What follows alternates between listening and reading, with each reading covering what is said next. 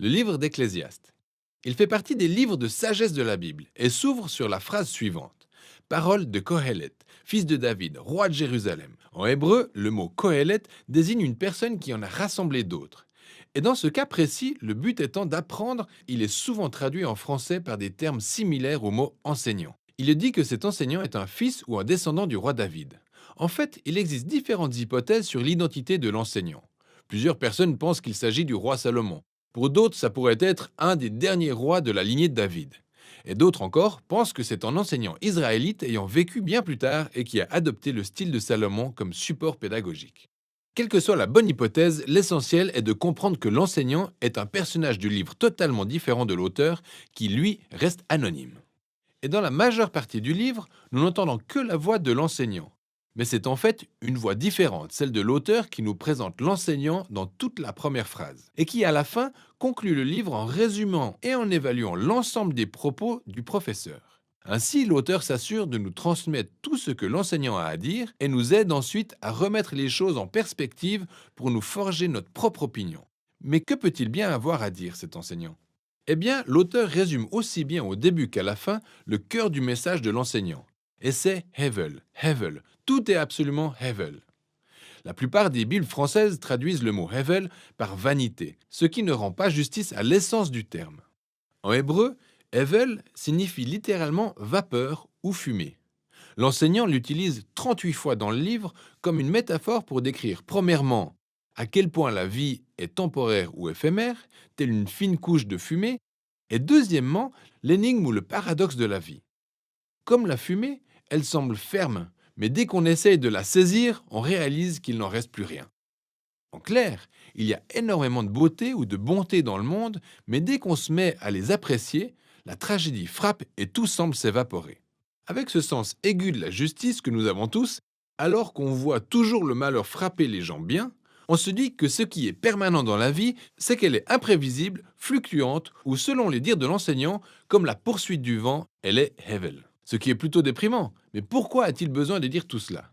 L'objectif premier de l'auteur est de cibler tous les moyens par lesquels nous essayons de donner un sens et un but à notre vie indépendamment de Dieu, puis de laisser l'enseignant tout déconstruire. L'auteur pense donc que nous passons le plus clair de notre temps à investir notre énergie et nos émotions dans des choses qui sur le long terme s'avèrent vides de sens et de valeur. Il laisse l'enseignant nous donner une dure leçon des réalités. On le voit plus clairement dans les poèmes d'ouverture et de clôture qui commencent par aborder le thème du temps, puis celui de la mort.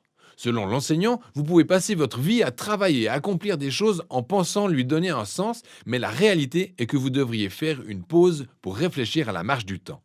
Malgré tous les efforts humains déployés dans ce monde, rien ne change vraiment jamais. C'est vrai que nous développons des technologies et bâtissons des nations qui connaissent grandeur et décadence, des péripéties inconnues des montagnes qui pourtant demeurent. Et pour cause, elles étaient là bien avant vous et seront là longtemps après notre départ. Dans 100 ans, personne ne se souviendra de vous et de ce que vous avez fait. Mais ces montagnes seront encore là. L'océan continuera d'arroser la plage et le soleil continuera de se lever et de se coucher. Le temps finira par tous nous faire disparaître. Vous, moi et tout ce qui nous tient à cœur. Et comme si ce n'était pas assez déconcertant, l'enseignant n'arrête pas de parler de la mort tout au long du livre, et en particulier dans ce poème proche de la fin. Il décrit la mort comme le grand égalisateur, qui renvoie la plupart de nos activités quotidiennes au stade de vanité. Elle dévore le sage et l'insensé, le riche et le pauvre. Peu importe qui vous êtes et ce que vous avez fait, en bien ou en mal, chacun de nous mourra et c'est un fait inéluctable. En se basant ainsi sur ces deux idées, l'enseignant continue de passer en revue toutes les activités et faux espoirs où nous passons notre temps pour donner du sens et de l'importance à notre vie. Ce sont notamment la richesse, la carrière, le statut social et le plaisir. Alors, vous pensez qu'en travaillant dur, votre vie en vaudra la peine, c'est bien ça? Pensez au stress et à ses conséquences que vous subissez, toute l'anxiété et les nuits blanches. Et au moment où vous finirez par gagner la richesse tant espérée, vous serez certainement trop vieux pour en profiter. Puis, quand viendra le moment de laisser cette richesse derrière vous à quelqu'un, cette personne ne se souciera peut-être pas de ce que vous avez fait. Peut-être pensez-vous que le plaisir donnera du sens à votre vie. Ne vous en privez pas. Profitez de vos vacances. Faites la fête le week-end. Mais sachez que lundi finit toujours par arriver. Hevel, Hevel. Tout est absolument Hevel. Que prône l'enseignant au final? Que nous devenions des hédonistes ou des relativistes? Eh bien non. Tout ça aussi serait Hevel. L'enseignant soutient les principes du livre des Proverbes selon lesquels le fait de vivre par la sagesse et la crainte du Seigneur présente de réels avantages. En gros, votre vie n'en sera que meilleure. Néanmoins, vivre par la sagesse et la crainte de Dieu est Hevel aussi, car cela ne garantit pas forcément une belle vie. Les gens bien meurent dans de tragiques conditions alors que les méchants vivent longtemps et prospèrent. Il y a tout simplement trop d'exceptions, donc même la sagesse est Hevel. Encore une fois, ce n'est pas une vanité, mais une énigme. La sagesse ne fonctionne pas toujours comme on pourrait l'imaginer. Quelle est donc la marche à suivre au milieu de tout ce Hevel? C'est paradoxalement ici que l'enseignant découvre la clé de la véritable belle vie sous le soleil. Il suffit d'accepter le Hevel. Ça consiste à accepter que rien de votre vie n'est sous votre contrôle. Environ 6 fois à certains des moments les plus sombres de son monologue, l'enseignant parle du don de Dieu, qui est la jouissance des bonnes choses parmi les plus simples que la vie nous offre. Ce sont l'amitié, la famille, un bon repas ou passer une belle journée. C'est impossible de contrôler ces choses qui ne sont certainement pas garanties, mais c'est en cela que réside leur beauté. En décidant d'adopter une attitude de confiance totale envers Dieu, cela me permet tout simplement de profiter de ma vie en toute liberté sur la base de mon expérience et non de mes espérances. Car même mes attentes en ce qui concerne la vie sont finalement Hevel. Hevel. Tout sous le soleil est absolument Hevel. C'est ainsi que les paroles de l'enseignant arrivent à leur terme. Et c'est à ce niveau de la fin que l'auteur reprend la parole pour conclure. Il souligne combien il est très important pour nous d'écouter les paroles de l'enseignant. Il les assimile au bâton du berger doté d'un aiguillon dont le bout pointu peut blesser en piquant.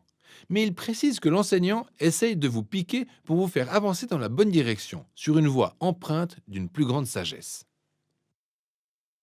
L'auteur avertit ensuite qu'il peut arriver qu'on prenne les propos de l'enseignant au pied de la lettre, au point de passer toute votre vie plongée dans les livres pour tenter de résoudre toutes les questions existentielles. Ce n'est même pas la peine d'essayer, car selon lui, vous n'y arriverez jamais. Au lieu de cela, l'auteur donne sa propre conclusion qui est la suivante. Sois rempli de respect pour Dieu et obéis à ses commandements, car c'est là l'essentiel pour l'homme. En effet, Dieu jugera toute œuvre, même celles qui ont été accomplies en cachette, les bonnes et les mauvaises.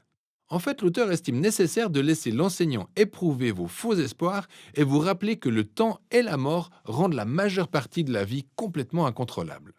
Mais ce qui donne un vrai sens à la vie est l'espérance du jugement de Dieu. Espérance selon laquelle un jour, Dieu purgera tous ces Hevel pour emmener la véritable justice dans notre monde.